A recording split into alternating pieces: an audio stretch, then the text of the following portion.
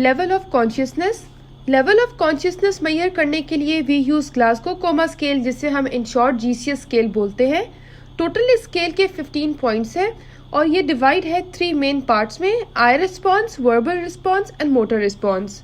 आई response का जो score है टोटल वो दैट इज़ 4, वर्बल का 5 एंड मोटर का 6। सबसे पहले हम डिस्कस करते हैं आई रिस्पॉन्स को। आई रिस्पॉन्स में सबसे पहले क्या होता है, there is a spontaneous eye response जिसे हम 4 स्कोर देते हैं, and eye response to speech 3 score, eye response to the painful stimulus 2 score and no response 1। जैसे ही हमने पेशेंट को अप्रोच किया, पेशेंट ने स्पॉन्टेनियसली फौरन हमारी तरफ देखा, तो इसका मतलब है 4। अगर पेशेंट ने फौरन नहीं देखा, हमने पेशेंट से बात की, हेलो किया और पेशेंट ने फिर देखा, वर्बल कमांड पे पेशेंट ने देखा, तो 3। अगर हमने बात भी की, हेलो भी किया, पेशेंट ने फिर भी हमें नहीं देखा, हमने पेनफुल स्टिमुलस प्रोवाइड किया पेशेंट को और पेशेंट ने उस स्टिमुलस पे हमें देखा, तो दैट इज़ 2। अगर पेशेंट को स्टिमुलस भी प्रोवाइड किया गया और पेशेंट ने फिर भी नहीं देखा, तो that is 1। Second is verbal response. अगर पेशेंट की स्पीच बिल्कुल ओरिएंटेड है तो 5 scores, confused conversation 4, inappropriate words 3, incomprehensible sounds 2 and no sound at all 1।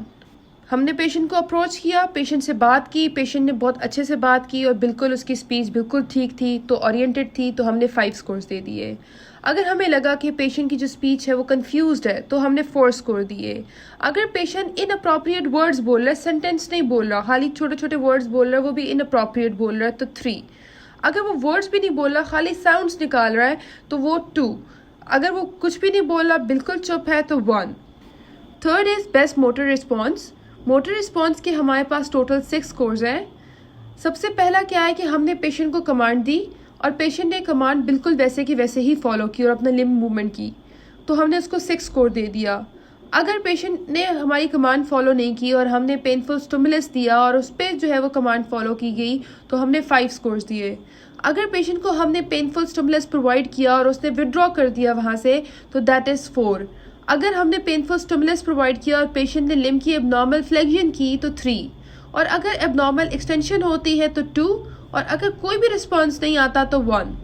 GCS का टोटल स्कोर जो है वो 15 है। इसे हम कैलकुलेट कैसे करते हैं, आई रिस्पॉन्स के स्कोर, मोटर रिस्पॉन्स के और वर्बल रिस्पॉन्स के स्कोर ऐड कर लेते हैं।